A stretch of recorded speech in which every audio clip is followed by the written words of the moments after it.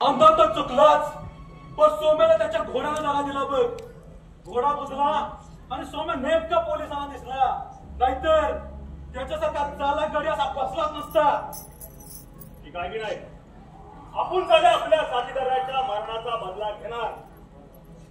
त्या दिवशी आपण उसाडवाडीवर उतरलो होतो, ही बातमी कुणाला बी माहित नव्हती, अगदी पोलिसांना सुद्धा.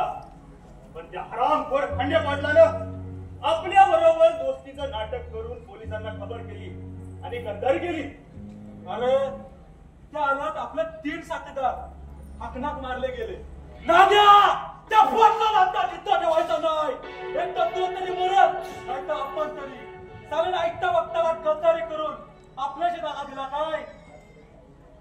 यापुढे सावध राहून हल्ला करायचा, पण त्या अगोदर त्या गावात जोरदार लुटमाट करायची.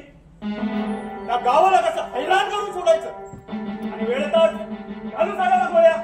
नाग्या त्या पाटलाला आपल्या पायाजवळ रडत आणलं असतं रे मी, पण बहीण नाही म्हणतात. आणि बायको होती ती सुद्धा मेली, नाहीतर रात्रीच तिला उचलून आणली असते बघ इथे. नाहीतरी पुरा गाव निर्णय म्हणतात त्याच्यावर. गावातील एक माणूस देखील धड बोलत नाही त्याच्या बरोबर. आणि पोलिसांना खबर करून आपल्याशी बी त्यांनी दुश्मनी पत्कारली. पण या नाग्या आणि तुळ्या दरोडेखोरावर दुश्मनीलाही मागात पडणार आहे त्याला. साऱ्याचे तुकडे तुकडे करून नाही त्याच्या दगाबाज शरीराची बेजवानी ओल्या कुत्र्यांना गिधडांना दिली तर नावाचा नाग्या दरोडेखोर नाही मी. चला फिरवीचा उडलीच हाय, मोका मिळू दे, बघ साल्याला कसा उडवतो. नाग्या अरे आणखीन एक खबर मिळाली हाय. असं त्या गावात गेला शेट नाव